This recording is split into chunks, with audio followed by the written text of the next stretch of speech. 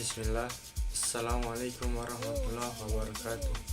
Perkenalkan, saya Sain Agil Moktukan, biasa dipanggil Agil, Prodi MBS Manajemen Bisnis Syariah. Di video kali ini saya akan mempresentasikan makalah dari kelompok 1 sampai kelompok 6. Kelompok 1, pengantar akuntansi dan perusahaan. Akuntansi merupakan bahasa bisnis yang berperan penting dalam pelaporan, proses pencatatan, mengklasifikasi, dan seluruh transaksi keuangan perusahaan. Informasi yang dihasilkan melalui proses akuntansi menjadi dasar bagi manajemen, pemilik maupun pihak eksternal melakukan evaluasi serta pengambilan keputusan ekonomi. Perusahaan dipandang sebagai suatu entitas ekonomi yang menjalankan aktivitas pelaporan untuk mencapai tujuan tertentu, terutama dalam menghasilkan laba. Sebagai entitas yang terpisah, perusahaan memerlukan sistem akuntansi yang memadai guna menilai kinerja, mengendalikan kegiatan keuangan, dan memenuhi kewajiban pertanggungjawaban kepada pemangku kepentingan. Salah satu konsep fundamental yang dalam akuntansi adalah persamaan akuntansi, yaitu aset, kewajiban, dan ekuitas. Persamaan ini menjadi landasan dalam penyusunan laporan keuangan karena setiap transaksi bisnis akan memengaruhi salah satu atau beberapa unsur tersebut. Transaksi bisnis merupakan setiap kegiatan yang berdampak pada posisi keuangan perusahaan dan karenanya harus dicatat secara sistematis. Perusahaan memastikan keandalan informasi yang dihasilkan. Adapun informasi laporan keuangan utama meliputi laporan laba rugi yang menyajikan informasi mengenai pendapatan, beban, serta laba atau rugi perusahaan dalam suatu periode. Laporan perubahan ekuitas yang menunjukkan perubahan modal selama periode pelaporan, dan laporan posisi keuangan atau dalam kurung neraca yang menggambarkan aset, kewajiban, dan ekuitas pada tanggal tertentu.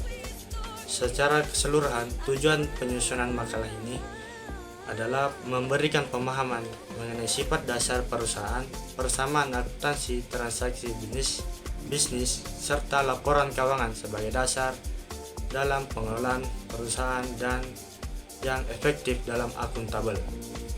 Makalah kelompok 2, menganalisis transaksi. Menganalisis transaksi adalah langkah awal yang sangat penting dalam akuntansi karena setiap transaksi harus dicatat dengan benar agar laporan keuangan akurat. Tujuan analisis ini adalah memahami konsep-konsep dasar seperti akun, saldo normal, prinsip double entry, serta bagaimana transaksi dicatat dalam jurnal umum, diposting ke buku besar, hingga menghasilkan neraca, saldo, dan melakukan koreksi bila ada kesalahan. Langkah pertama adalah memahami jenis akun, seperti aset, kewajiban, modal, dan beban dan pendapatan. Setiap transaksi akan memengaruhi akun-akun ini, sehingga kita perlu menentukan apakah suatu akun bertambah atau berkurang. Semua hasil analisis transaksi ini biasanya digambarkan dalam jurnal umum lalu diposting ke buku-buku besar berbentuk T-akun, sehingga mudah melihat pergerakan saldo setiap akun. Makalah kelompok 3, proses penyesuaian akuntansi. Proses penyesuaian akuntansi adalah langkah penting yang dilakukan pada akhir periode akuntansi untuk memastikan semua saldo akun sudah akurat dan penyesuaian prinsip akurat. Prinsip ini menuntut bahwa pendapatan dan beban harus diakui pada periode terjadinya, bukan hanya saat kas diterima atau dibayarkan. Penyesuaian dilakukan untuk memperbaiki data yang belum tercatat lengkap sehingga menyelaraskan pendapatan dan beban agar laporan keuangan mencerminkan kondisi perusahaan yang sebenarnya.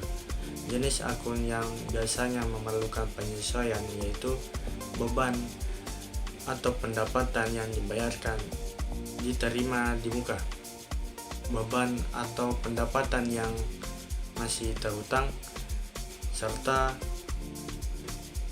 penyusutan yaitu alokasi biaya aset tetap selama masa manfaatnya.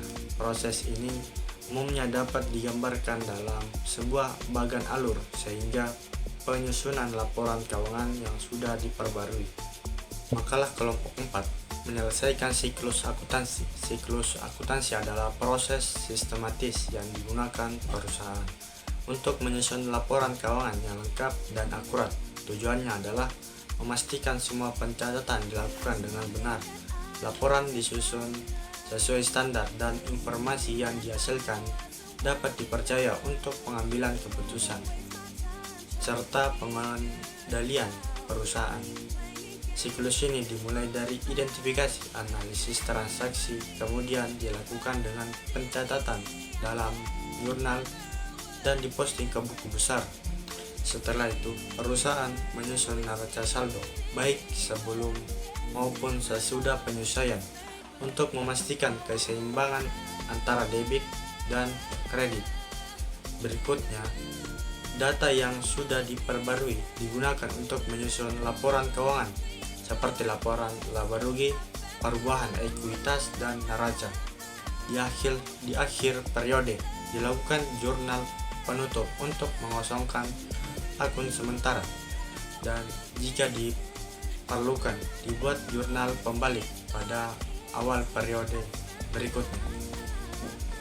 Makalah kelompok 5, akuntansi perusahaan dagang. Akuntansi perusahaan dagang berfokus pada kegiatan membeli dan menjual barang tanpa mengubah bentuknya. Beberapa dari perusahaan manufaktur, perusahaan dagang tidak memproduksi barang tetapi hanya melakukan trading untuk mendapatkan keuntungan.